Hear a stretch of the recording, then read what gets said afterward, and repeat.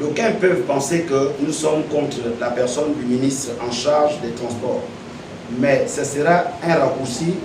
Nous n'avons aucun problème avec la personne du ministre, mais nous sommes farouchement opposés à la politique spectacle qui relève d'un simple vernissage et qui est loin de la satisfaction des populations et s'oppose par conséquent à l'essor vers la félicité gabonaise, gabonais. À travers l'analyse qui va suivre, chacun peut apprécier le transport terrestre, la situation de Sogatra. Lors du conseil d'administration de décembre 2023, il avait été demandé aux dirigeants de cette structure d'élaborer un plan de structuration de la boîte, d'en faire un exposé des motifs pour amener le gouvernement à financer ce plan et sortir définitivement Sogatra des subventions de l'État. Je rappelle que l'État dépense annuel plus de 4 milliards de subventions des salaires augmentés de 186 millions perçus mensuellement comme prime de gratuité, allègement de la dette sociale à hauteur de 7 milliards 700 millions de francs pour la période du premier trimestre 2006 au dernier trimestre 2021. 9 milliards de francs CFA du budget de l'État investis en 2013 pour l'achat des bus Marco Polo de seconde main avec un circuit d'approvisionnement en pièces détachées du tout efficient. 140 taxis compteurs, donc seulement 55 subsistent encore avec 35 sous-cales. 20 bus de marque Toyota Coaster disparus en début 2020.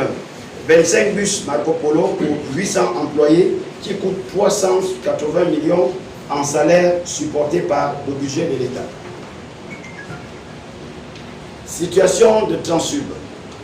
30 millions d'euros pour l'achat de 300 bus patrimoine de la société Transna qui les avait préalablement immatriculés, soit 20 milliards de francs CFA supportés par le budget de l'État repartis comme suit. Première tranche, 6 milliards 7 pour l'acquisition de 50 bus. Deuxième tranche, 6 milliards 7 pour l'acquisition de 50 bus. Troisième tranche, 6 milliards pour l'acquisition de 50 bus. Au total, 148 millions 500 000 pour les honoraires et les frais de mission du déplacement des experts à l'étranger. 35 grands bus fonctionnels contre 32 petits bus sur 214 bus acquis, 75 bus en panne lourde et 5 épaves. Au regard de ces situations qui démontrent des efforts considérables de l'État, avons-nous un transport public efficient pour autant? La Côte d'Ivoire, avec plus de 30 millions d'âmes, n'a qu'une seule société de transport public, la Sotra, qui arrive à mailler avec un service de qualité l'ensemble du territoire. Pourquoi conserver ces deux sociétés moribondes, propriété exclusive de l'État, qui coûtent énormément cher aux contribuables? Où est le plan de restructuration de ces entreprises, sachant qu'on n'a pas besoin d'un mois pour ça, lorsqu'on connaît son affaire? La situation de CETRAC. Depuis 2010, l'audit opérationnel, technique et économique prévu par les dispositions de l'article 5 du titre 9 de la Convention de concession à la fin de chaque deuxième année de la période quinquennale n'a pas été réalisé depuis 3 périodes quinquennales successives, 2010-2015, 2015-2020 et 2020-2025, au regard des déraillements successifs des auditions auprès de la représentation nationale, Assemblée nationale. Pourquoi n'a-t-on pas encore fait un audit objectif, rationnel pour donner la situation exacte de notre chemin de fer aux hautes autorités de la République? Le transport maritime. Le registre international des navires est un dossier délicat. Le ministre a déclaré que depuis 2019, date de sa mise en œuvre, ce registre a rapporté 500 millions de royalties en 5 ans qui devrait servir à l'achat d'un bâtiment. Ce dossier controversé compte tenu des risques liés à l'exploitation du 10 enregistre peut tout à tout moment amener le Gabon à se retrouver devant le tribunal international de la mer. Peut faire international pour fait international illicite du fait de faire naviguer les navires dans des zones sous embargo des Nations Unies comme ça a été le cas fin mai 2020.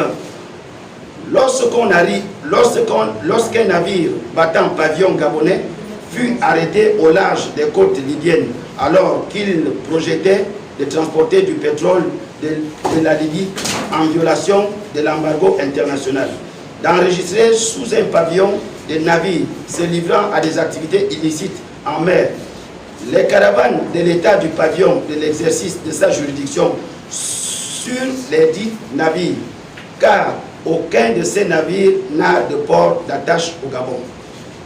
Après le naufrage d'Esther Miracle, qui a endeuillé les familles gabonaises, les nations entières attendent les conclusions de l'enquête nautique qui déterminera les causes immédiates, proches et lointaines du dit drame.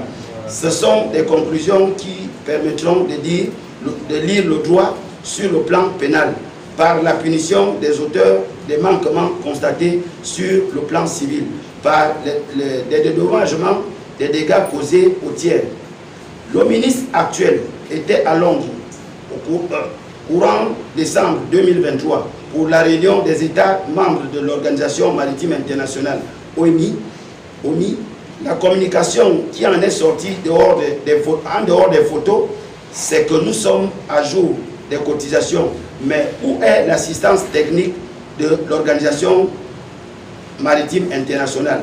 Accord aux États-Unis, accord aux membres dans le cadre des naufrages.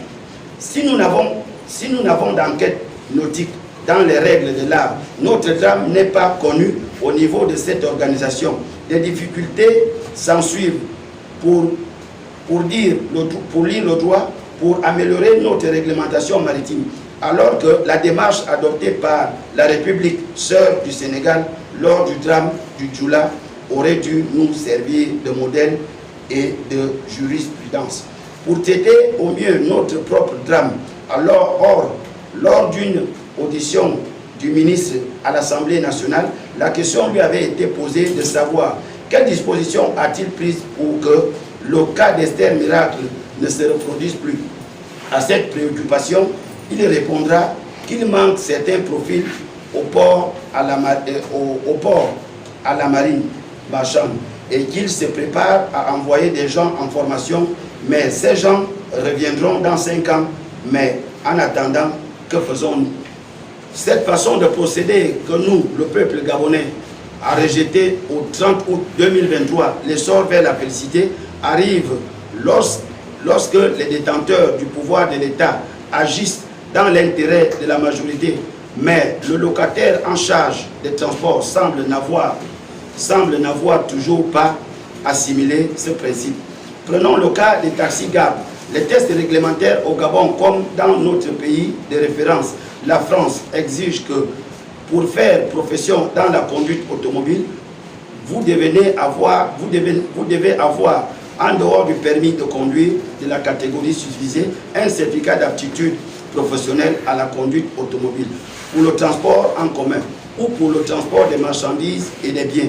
Le projet CTRI Transport pour tous avait pour but de sortir les jeunes du chômage et les insérer dans le transport. Il fallait donc, avant la distribution des taxis, faire une formation adéquate pour leur permettre d'être les conducteurs professionnels. Cette formation permet une meilleure utilisation de l'outil d'exploitation qu'est le véhicule et participe pleinement à la sécurité routière et à la pérennité du dit outil. Mais qu'a fait le ministre? Il a précipité le président à la remise des clés aux conducteurs sans formation au préalable. Résultat, on a enregistré les accidents le même jour et les jours suivants. comment vous devez mettre en musique la politique du président de la République dans le département transport, pouvez-vous conduire ainsi? Prenez un autre cas, celui du bateau devant servir Libreville-Port-Gentil. Vous avez amené le président à inaugurer un bateau pour vous rendre compte après que son tirant d'eau ne lui permet pas d'accoster au Port-Molle ou à Caillé. Mais pourtant, les études bathymétriques, études de profondeur par sondage existent. Nous connaissons la profondeur de nos ports. Le bateau aurait dû être choisi par rapport à ce paramètre.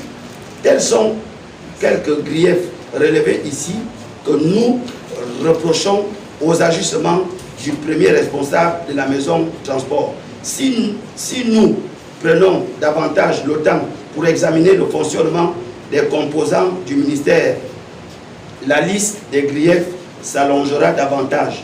Raison pour laquelle nous demandons humblement au président de la République que le locataire de la maison de transport n'est pas à la place où il peut mieux animer sa politique. Il serait judicieux qu'il soit orienté ailleurs, là où il peut être productif et mieux servi. Je vous remercie.